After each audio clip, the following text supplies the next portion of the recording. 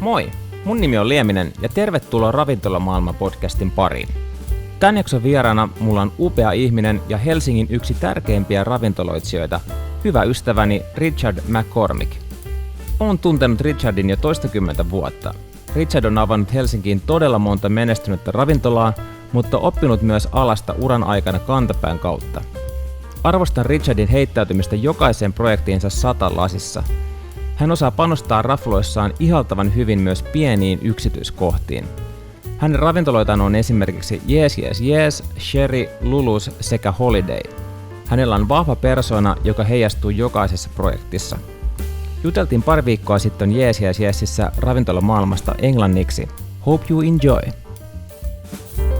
Ravintolamaailmassa mukana Perho. How is life, Richard? Fantastic. Good morning. Good morning. Yeah, good to see you. Yeah. It's always good to see you. You have such a good spirit. No, I was going to say the same thing about you. Is that I think it's your spirit that kind of lightens me up. Ah, hey, that's kind. Thanks. Well, it's good to be here, and I really love to come Helsinki now when it's kind of like my old hometown, but now just like a place I know really well. But there's always something new, like your new places or something. What have you been up to lately? Wow, I think that during the last year, it's been mainly about focusing on the restaurants, on the brands, and developing them, giving the staff and the teams extra love, taking care of them, thinking about maybe developing of the menus and things like that, rather than expanding. I think because of the economic situation, which is quite, it isn't. I wouldn't say that we're at our best point right now in Helsinki. Yeah. So now is kind of the time to really kind of take care of each restaurant and really make sure everything is kind of ready for the time when we blossom again. Yeah, totally. I that makes sense, and I think it also sounds really nice because, to me, I think you're one of the only ones that really take care of the staff. Like it's like your relatives, or even it's like you really keep them close, and like there seem to be some kind of bond. And also with the places you have, it's like they are like your living rooms or extension of your home. I would say yes. It's super. For me, it's always been important that you have a feeling of, and part of the atmosphere and the feeling is, of course, it's probably the staff and the guests, but especially the staff and the people that are working with you. They bring in energy. The design is important. That, of course, that creates the atmosphere, but even more so is the energy that each staff member brings to the table, because they're the one that are speaking to you and communicating and serving you and bringing you through the service experience. I think that they bring the energy and the atmosphere of what you want to do. So I think it's wonderful. I don't have any special strategy on finding these kind of individual or these stars, but they come and I think that. A lot of them are not from here, which means that they've come for either a girlfriend or boyfriend or for school or something. Some other reason has brought them here, and maybe they're lacking their own community. And then we kind of create a community within our certain restaurants, and that's quite nice when you have maybe 8 individuals from different parts of the world, whether they're from Nepal or from Egypt or wherever. But then we create our own culture within the restaurant. I think that's what kind of creates this unique experience. Yeah, I think it's wonderful. Yeah, totally. It makes sense, and I think as a customer perspective, and also that when I think about your places that are like, now you have like this, we are now in Yes, and then you have the Katanokka Holiday, and then the Cheri, and right now Lulu's is closed for summer. And that's like plenty to that's plenty, and I've enjoyed.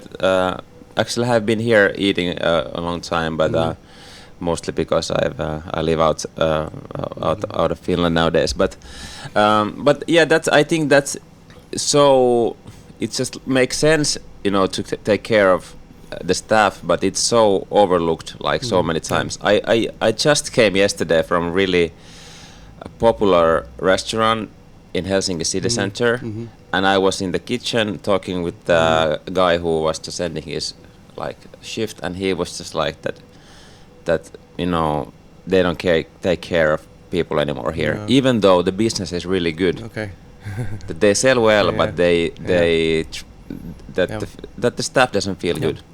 And I wouldn't say that it doesn't always work 100%. There are times when certain energies and certain personalities don't match, and so it's not like I have this 100% score rate for sure. I mean, there's definitely a roller coaster between mix and matching, and of course the team has to glue together. Yeah. And you'll find one or two individuals that don't necessarily want to work in this kind of way. So it's not always like a smooth, easy ride for me. Of course. And I think that's in general life. It's like, you don't need to be everybody's friends, or you know, it's you know, like we're all individuals, and then you know, sometimes we can just, you know, agree to disagree or something. You know, it's I think it's that's the name of the game. But what's inspiring you at the moment? Like if you think about like running a restaurant and like say menus and stuff. Well, I think the challenge is it's not easy.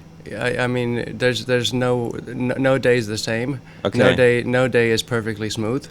There's always going to be something that comes up. You get the text message in the morning or at midnight, somebody, you know, maybe slipped and hurt their ankle, and you know, you never know what's going to happen. Yeah. Okay. Some delivery didn't come in. We have to fine tune and find some ingredients, and you know, so maybe the fact that it's so difficult to run a restaurant it keeps me kind of challenged. Okay. So it's not boring. Yeah, well, that's for sure. Yeah. Otherwise, of course, when you have a great service and you have a restaurant that's a full house, and you have it kind of feels like an orchestra, or it's the kind of like you have 50, 60 different things that have to kind of fall into place perfectly. Yeah. And when you have the music the right level, the lighting's perfectly done, the candles are set, and the guests are smiling, you have this nice feeling of like, wow, this is actually, it's working, and you can feel it like kind of like a song or something, that it's like conducted in a way, and that's kind of a beautiful moment for me. Okay, that's so cool.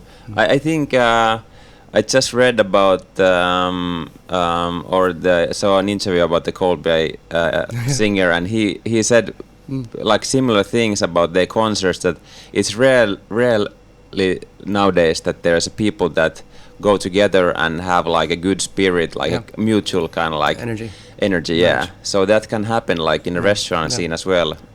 Yeah, for sure. I think it's contagious, and when the one table's happy, the next table's happy, and then all of a sudden the whole restaurant is kind of celebrating this moment. Yeah. But it can also be the opposite way, you know. So it really is. It has to be like, but it's with practice, and you know, you understand what the guest expectations are. Yeah. And then learn to how to kind of deal with the service procedures. Miele ehdit aloittaa heti elokuussa tai joustavalla aikataululla. Opiskele ravintola- ja catering-alan perustutkinto ja valmistu kokiksi tai tarjoilaksi Perho-liiketalousopistossa. Hae nyt osoitteessa perho.fi. How is it when you find a new spot? What kind of like how do you feel like? Say, I think the Cheri is just really beautifully executed, and like you really found the thing there, you know, because there's been so many restaurants there, and they've been so boring, or at least not for me, and like lack of spirit. But I think that really has a spirit its own. Well, for me, the reason why I asked for that location was it was during COVID. Of course, there wasn't so much to do during that time. Yeah. But of course, we were still open in Holiday and also in Yes. So on my way, when I was walking from Yes to Holiday, that space was closed. Yeah. And it was empty, and it was like maybe maybe 8 months or something that the whole place was just dark, and I kind of thought that there needs to be some life in here. So I started to think about what could it be? Maybe just to kill time. And I started to draw and kind of envision how I would see that the kind of outside of the building to look. Okay. And that's kind of how it started, and then eventually I found who owned the place, and I presented the content, and I said, "Can I have it?" All right. And then that's how I got it. And then I was like, I kind of envisioned this like a little, maybe going back to how I also thought Helsinki was back in the day. Yeah. That it was a bit more like people would dress up and walk down the Esplanade, Cool. and I kind of wanted to. I never wanted it to be this trendy influencer kind of location, and that people come to take photos of Instagram. Yeah. I was more thinking about what it was back when people were kind of dressing up, putting the pretty dresses or ties and suits, and they would walk down the Esplanade, and for more like a grown-up crowd. So it's funny how people read the interior and the space, because I think anyway, it's still very beautiful, and I like the way kind of people see it in different ways. Yeah, totally. Yeah, that's so cool. I actually now it makes perfect sense. Yeah. But it took like it got kind of like viral because of the attention to the details you had. Yeah. On the and the pink. I think I overdid the pink, but that was actually an inspiration from I don't know if you know Sketch Club in London. No. They have a whole. It's a kind of members restaurant. They have a Michelin star as well, and they have one room that is just completely pink. And I was always inspired, but now it doesn't exist. But I mean the pink room, they've redone it, the whole place. Okay. But it's really cool. The whole space was just pink. All right. How about you travel like not a lot? I don't know like how much, but at least you do. And how much does that affect your like restaurants?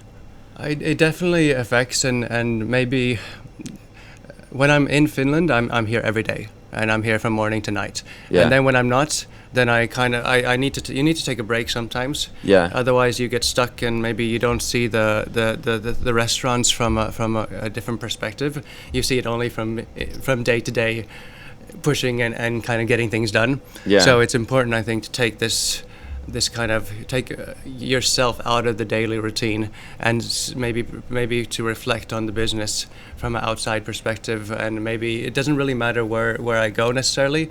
You'll get inspiration from the way somebody served you, the colors, or the market. You never know what happens. It's hard to go. It's hard to say that, okay, I really want to fix this, and let me go to this restaurant in London, and then I'm going to find the solution. That I don't think could happen, in my opinion. Okay. Otherwise, it's more of a copy, I would say. That if you're going to try to like to develop something, but generally something. When I travel, I kind of it goes in somewhere in the memory. And then at some point it might just pop out that that's what I should do, and and it might be 2 years later, or 3 years later. That's how it should happen, Yeah, okay, that's so cool. And I think that there is when there is as you said earlier, that when there are some kind of limitations, you can turn them into your advantages, even if it's a space or whatever. Or a budget, sure. or a situation like a sticky situation like that. Suddenly you don't have the main ingredient, and you have to change it and improvise. That's true. The mistakes are usually what comes something different or something magical. I think that's how most of the best things have been created, were a mistake, right? Yeah. Is it? How do you think? Like now, when you've been restaurant so long, what could you say about the for if you would be now like a younger self of yourself, like to like kind of like not wisdoms, but something like that, some tips to like kind of like maybe from the beginning of my career, I would have maybe wished that I had been a little bit more slower in growth.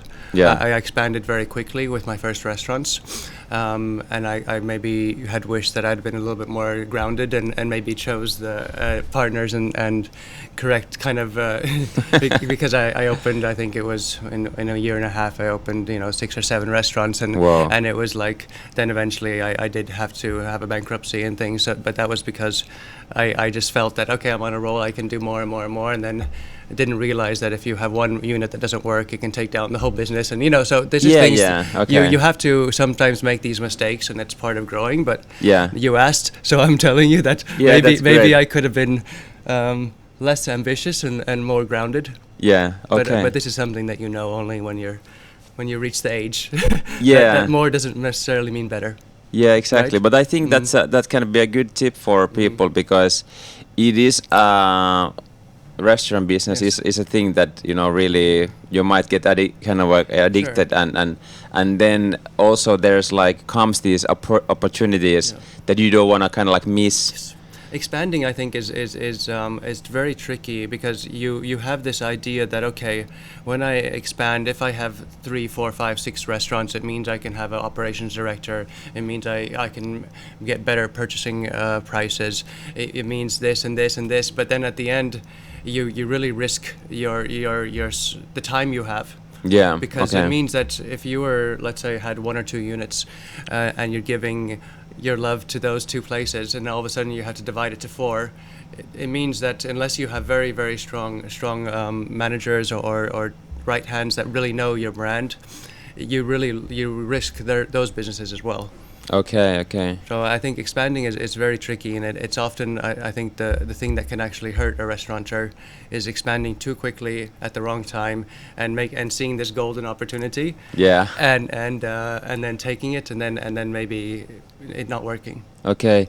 How do you feel about the importance of lunchtime, in your in your places at the moment? Well, it wasn't important at all a few years back, but I think during the last year and a half, the shifts have changed where people maybe corporate dinners have now come to corporate lunches, and people are checking a little bit where they put their money, especially during the weekdays. And I see now that there is a trend towards less weekday dinners to more lunches.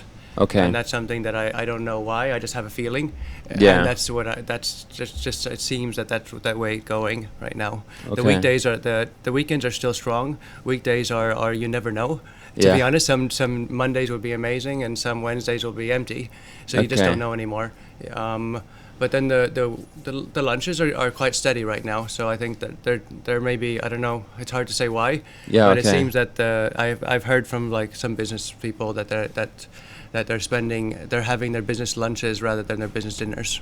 Okay. How is your how do you go on the do you go by instinct or do you go by Excel? If you had to choose, You mean in numbers? Yeah. Explain the situation.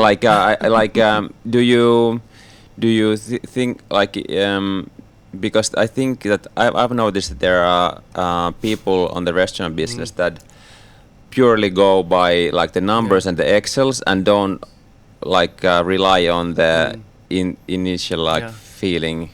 I use both. I would say instinct is usually better. Numbers at the end of the month, if you're analyzing, for example, your food costs or your staff costs and things like that, then those numbers are important to follow and they don't lie. I mean, those are what you've used is what you used. Of course, and those numbers you have to analyze monthly for sure. Yeah. But then if you're thinking about maybe do you want to open Sundays and these kind of things, this is something that it could take 3 months. And if you would right away analyze it on the month and say that okay, Sundays don't work, and then you close after a month, then this is something you have to kind of feel that is the buzz or energy changing, and are people starting to think about Sundays or not? Yeah, I think that's the true nature of when you're a restaurant, that you have to rely on your product, your thing, and believe in it, and of course, in the end of the day, like you said, the numbers don't lie, but. But sometimes you have to also admit that okay, I can't afford to do this for this long. I have to change. Yeah. If you made a call or you're testing something, we tested here Sundays, and we were originally open from 12, and now we're opening only for the evening on Sundays, which are very good. Okay. When we were open the whole day. It was okay, but then I realized that I have five staff members, 3 in the kitchen, 2 in service, for 4 hours, and we're doing some kind of halfway brunch lunch, and it doesn't really pay the bills. Because no one's drinking the wine, and so then we close the morning part and we just focus now on the evening only, which is doing very well. So it kind great. Sometimes you just have to kind of sacrifice something to make something. Okay, and I think also it's really important to let like let go of the ego and like also yes, exactly. And I think I learned it at some point that okay, I just need to raise my hand that it was a wrong call and learning by doing. I think it's okay. It's completely okay if you try to go to the end, you might just get deeper and deeper. So it's like it's like there's only so much time you can save. Sometimes it's better to call it early and be like, okay, this was not right, or this is not the right location, or this concept is not maybe right for this location at all. So maybe it's better that we just close it for now and see what's the next steps. Yeah, and it's like I think also it's like in music and many things that sometimes you might be wrong time, it's a perfect thing, but it's like you just you 10 years early. yeah, that can be the thing. But I think it's wonderful that you pay attention of the details that many places kind of like overlook. I think in general I would say that maybe it's because of your places and and I like that are making the Helsinki more that there is attention to detail. I think there's many restaurateurs doing it now. Yeah, now I think there is but it wasn't the case say 15 years ago. Yeah, maybe. Yeah, it wasn't the case, and so what is something that you actually in the first place brought to this restaurant business? What was my first restaurant? Yeah, what brought you to be a restaurateur? Well, I think that there were two. I was thinking that you're going to ask this question. Okay. So I was thinking about it earlier. All right. And I realized that there's 2 points in my life. There was when I was younger. I think I was between 13, 15 years old. I started to cook and bake, and I remember that this somehow brought really nice feeling whenever I cooked a nice meal or did something for my family. Their appreciation was there. And I knew that this is something I enjoyed. I didn't know at that point that I wanted to be a restaurateur. Yeah. But I did know that I loved food and cooking. Yeah. So then I would say when I was maybe 19 or something, then I actually started to work in the restaurants. Actually, I started in the bar, and I applied. I was in chef school. So I was in chef school during the weekdays, and then on the weekends I was working in the bars. Yeah. So that's how I kind of started my career, and then I realized quite quickly that this is fun. You have this action, you have this excitement, and I was working in the nightclubs and working in the bars, and then the daytime I was working as a chef and in chef school. So it was quite a fun experience. So I don't know. From there, I somehow just felt that this was my place. Okay. Yeah. It's. I think we've been talking about the same subject with few other guests as well, but I think the restaurant business can be really or is a really key part for people that maybe don't find their place in other fields. Oh yeah. So and then they can suddenly find themselves as well, and I think some of the strongest bonds can be found between restaurant staff. Yeah. There's something about it, and let's see. Yeah. So what's now you're focusing on these spots.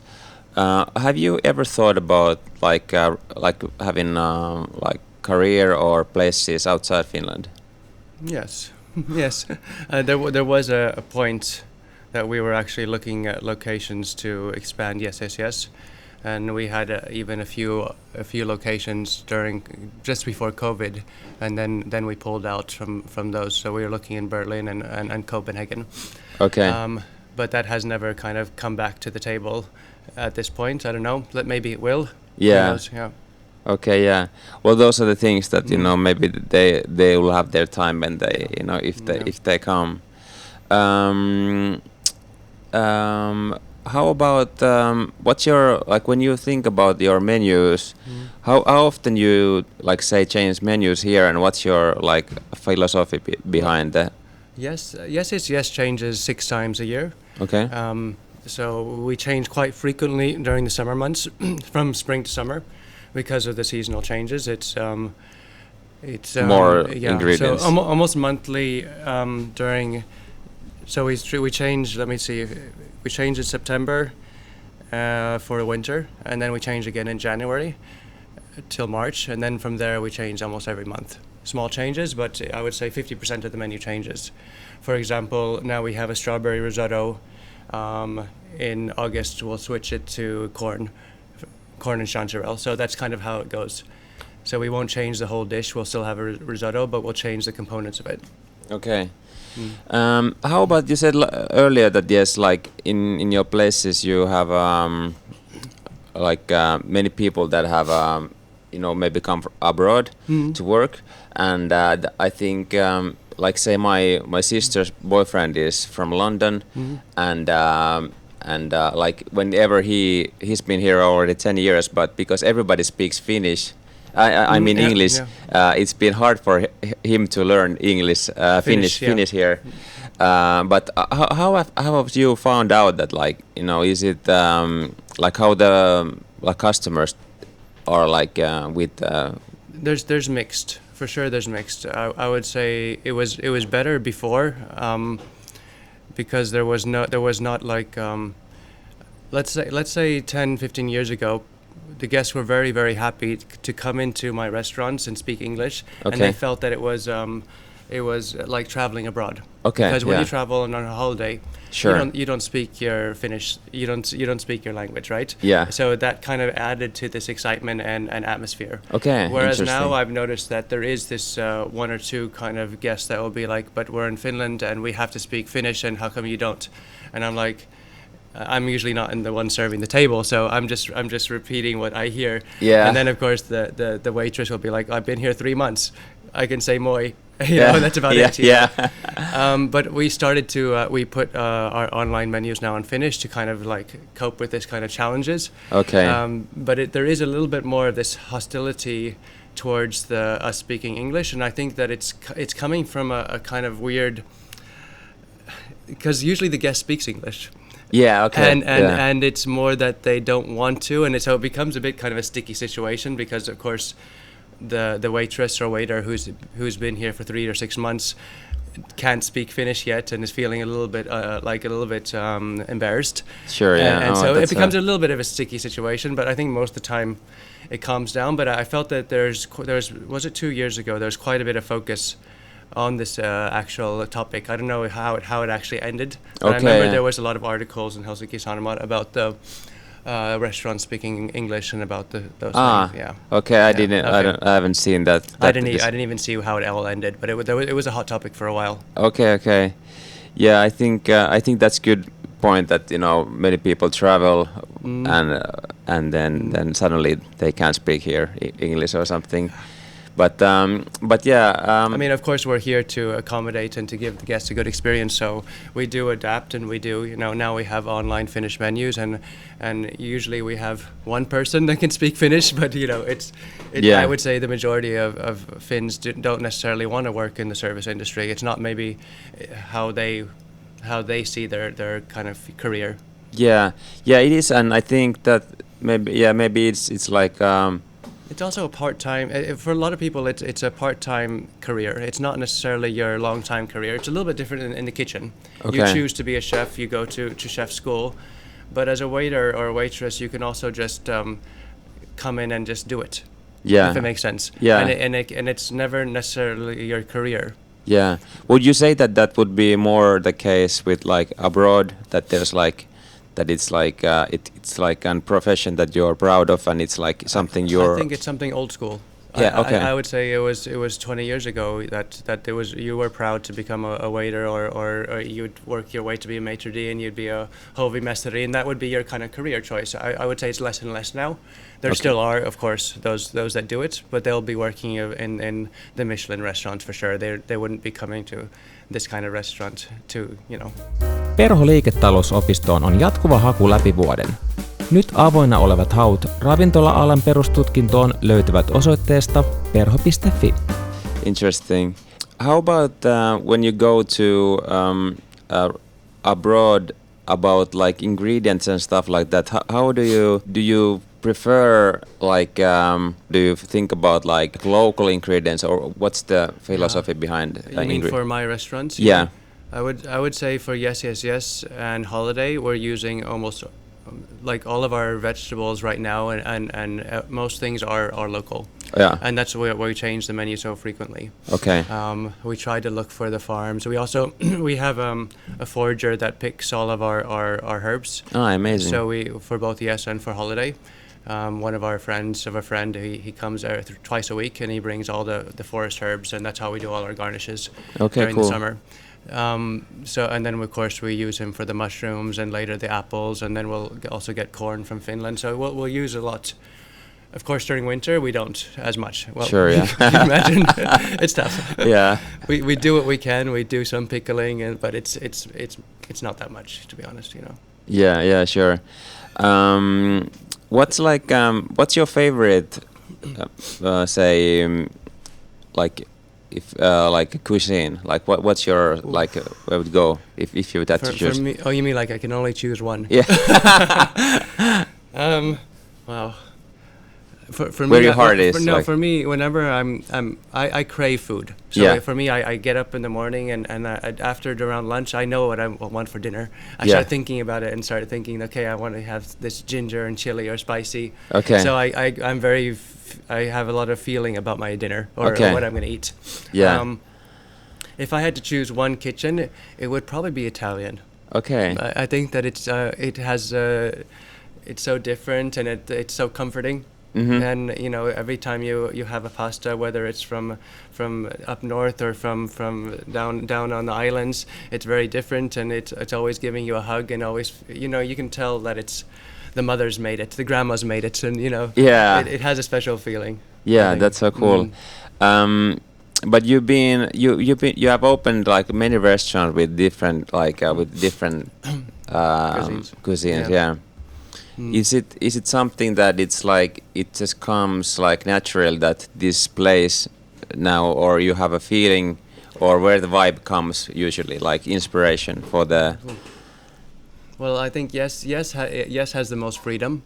Okay. Even though we're going mainly Mediterranean, North African vibes, we have the tandoori oven, but we don't have any kind of rules on what kitchen we are. I think that the core of it is that we let the vegetables be the star. Okay. If that makes sense. Yeah. Where the actual kitchen is kind of not as clear as where are we from, but that also shows a little bit with our staff and our team and how we are. We are international. We are a community here, so we don't have a special kitchen or country that we're trying to like live through. with the Yeah. kitchen. I think it's always great because in the end of the day, it's like what is delicious is delicious, Yeah. and I think sometimes it can be nice that there's like, you know, you have something that is really Japanese, and then it's like you go for that, but then the other hand, it's perfectly like as cool is to have like all mixed kind of stuff. Yeah. What is like when like on a practical level, you say you spend like, and I've seen you here from morning to evening, so and other places too. What's your like how do you what's your like typical day? I wake up when I wake up, and I do a little bit of reading, and then I come to work. I usually I'm here between 7 and 8. Yeah. But I take breaks. So Okay. I always have a tennis in between. Okay. Almost every day. Cool. And my next meeting is a walking meeting. So we're going to go around Katianokka around Nice. and have our meeting. So I don't work straight in the restaurant as such. I definitely take some time, 2 hours to play tennis. Then I change and refresh myself, and I come in the evening and I check how things are. So it's not like I'm pushing and I'm cleaning the tables and da. Yeah, okay. But generally I come early in the morning. I like to see how the restaurant is set up from the night before. Yeah. How, you know, because then you can see it in peace and quiet, and I check the fridges and I see are all of the fridges on, are the temperatures correct, and you know, there's little things. When it's nice to do it when in peace and quiet. And then Yeah. I'll usually water the plants at that time as well. Nice. and check the flowers and do the small things, because those are the things that I enjoy anyway. So I don't feel, again, it's not like hard work for me. It's just something that kind of makes the restaurant feel a little bit more cared for. Okay. Then I'll have a couple meetings here and there, send the emails, approve some bills, and go play tennis, and then come back in the evening and check that how is everyone doing, and say hello to all the staff, and make sure that they're happy and feeling good. Okay, great. I was thinking that what's the when you design these places, then you like how does the process go? Like say when you find a place, like how can you open it a little bit? Like I think with this place, at this point it was me, Alex, and Ville, and we were thinking who we were going to work with. We worked with Coca-Cola design company who did the interior. I think our design brief was maybe, I don't know if we said something that we wanted to be over the top colorful, Okay. maybe Fear and Loathing in Las Vegas, a little bit of a trippy experience, Okay. definitely Miami, and this is what kind of came from this. All right. Yeah, so this is the outcome on that design brief. So yeah, I don't know. That's then of course we went into the details, like we want to have a bar that is the center, we want the open kitchen, and you know, so these are the things that we kind of like put into place, and then the Coca-Cola decided what colors and these things, and then just, you know, that's how it happened here. Yeah. In different restaurants it's different ways. I think as I've progressed in my career, I've taken a stronger hold on the design and been more and more involved with the interior. Okay. Yeah. I find it also fun. Yeah. Totally. Yeah. Is it also that how do you think about the fact that when you're a restaurant you have so many lankaa käsissä, like you have like many strings Yes, I understand. attached, like to give responsibility to people and like let go and like rely and stuff. Is it like is it something that is hard? Like I think it comes with two things. The relationship you have with that manager, and how they deal with the trust. You know, you give the freedom. Yeah. And always I'm checking with the side of my eye that how is that manager taking that responsibility and that freedom. Yeah. And you can tell you tell quite quickly. Okay. But of course the dream is to give almost everything away, so that the team can run the restaurant with their managers, right? Yeah, sure, yeah, because it also empowers them in a way. Yeah, it's definitely I don't have an answer. I have not achieved perfection yet. Yeah, sure, yeah. But it's something that I'm learning as well. Is how do you get the managers to be 100% believing on what you're doing and your vision and your goal. That, you know, you need to make sure that your goals and the vision syncs. Otherwise, you'll be saying one thing and they'll be delivering another thing, right? Yeah. So I think it's clear. It has to be very clear that the team and especially the manager understands what the vision is. Yeah. If you don't see eye to eye, then you're never going to get that restaurant to be amazing, you know? Mm-hmm. Yeah, totally. I think it's especially when you have many places and you can't be in every place all the time. How have you felt? Because I think you are the guilt-free, the positive guilt-free of bringing the life back to like Katanökka, because you were like the first, I think, to really get the party going and in Katanökka at the Kata.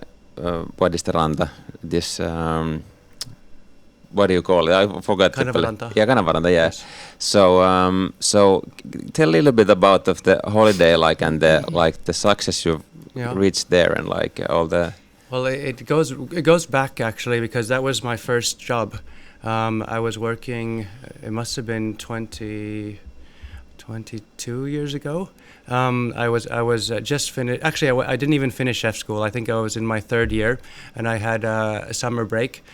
So my teacher knew the head chef there, Mika, and I did a summer job in Ravintola Sipuli, and it was actually in Kanavaranta restaurant. Okay. So that was my first real job in as a chef.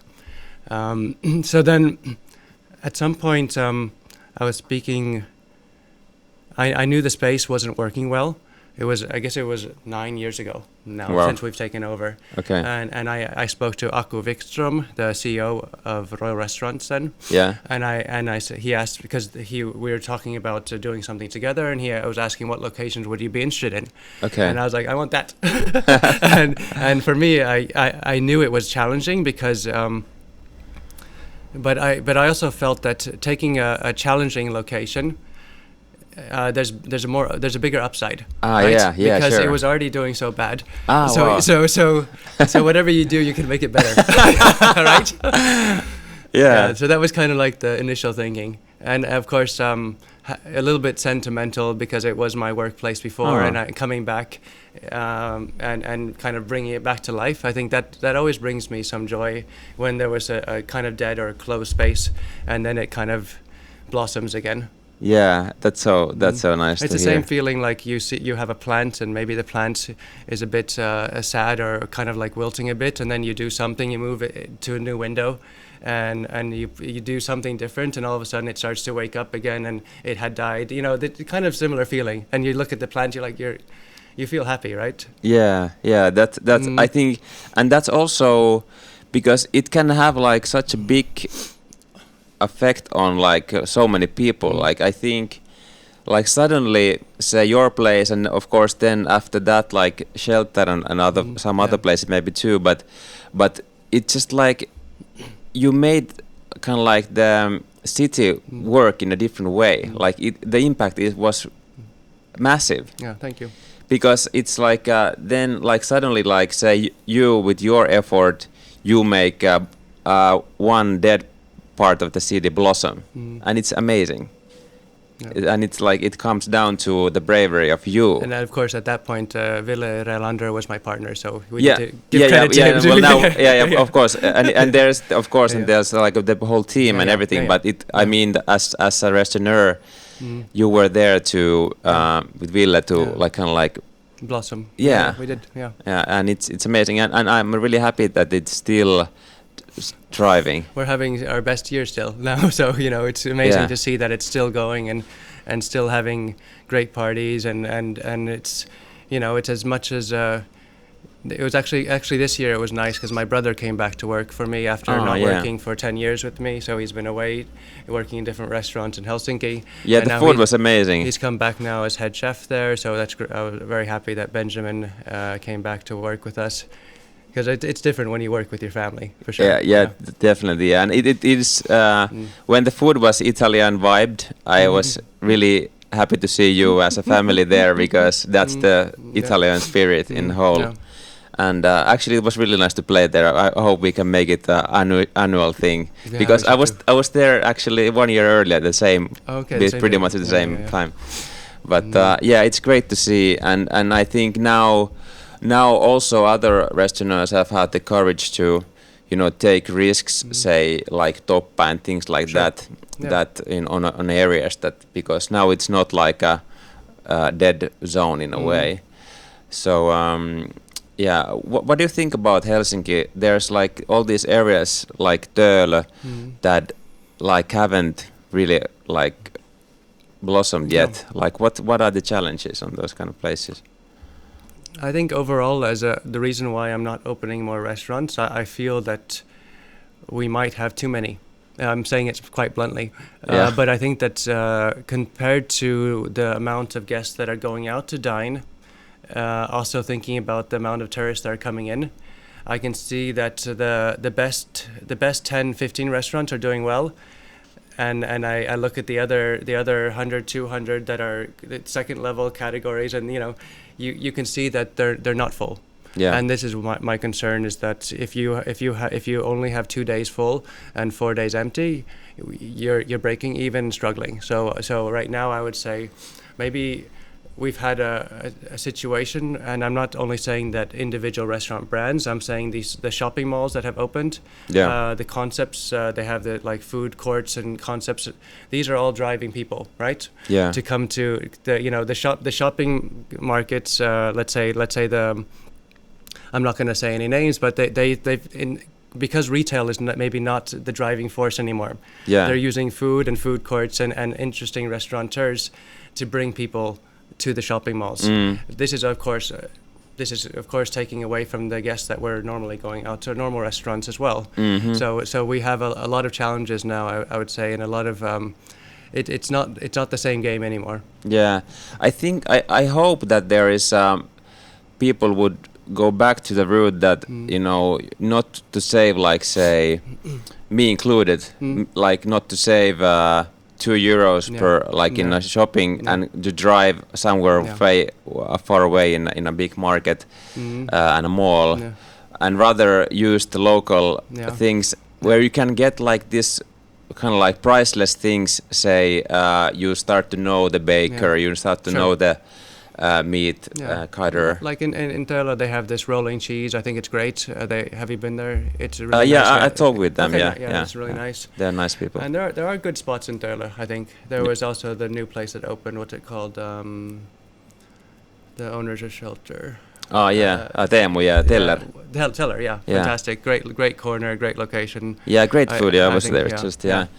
Yeah, I think that's good, and I think, but maybe it's also the fact that Helsinki is a small place. Like there's like if there could be more people, there would be more kind of like. Yeah, we're lacking, I think, the tourists right now, and of course that's to do with a lot of things. But I think that we're lacking the visitors coming in, and also when you don't have the corporate spending during the week with the evening spends, it affects, of course, the business. Yeah, it's fun to or funny to notice that now when live meetings have been like replaced a lot by like Teams, and I think it's great. But living in Italy, where like the live meeting has a even more pronounced, because you can't even do real business deals without being in person. They don't really trust, and they don't even like to be on a camera. So it's like it's really it goes deep down. Like so, I hope that there's something that people after this kind of like hype and easiness of these remote meetings, that people start to appreciate again like what's the value of meeting in real life, because there's the small difference, but it can be just what makes the difference. Say if you close the deal or not, or I agree. I think I prefer face to face for sure. There are times out of convenience that you do when you have 5 or 6 people in the meeting and they're coming from different parts of town. It makes sense sometimes to have that Teams meeting. Yeah. But of course, it's nicer to see everyone face to face. Yeah, totally. And that's also part of the energy thing that we were talking about. That when you are in the restaurant, you can feel the vibe, and it's like it affects you. And it's the same with the city. Yeah, you can tell when everyone's at home doing their work from home, because you'll be like, does anybody live here? Yeah. Well, I've been staying now in Hobo Hotel in the new place in Kluvikatu, and I can just see that it's so empty there. Yeah. Because it has always been my whole life deep street. Yeah. Of most people and most shops and stuff. But I think that's always the cycle, and then it can be the opportunity as well. Yeah, let's hope for it. Yeah, totally. Hi, it's been great. Thanks for your time, Richard, and I hope you all the best with your amazing places. Thank you so much. Nice talking to you. You too. Take care.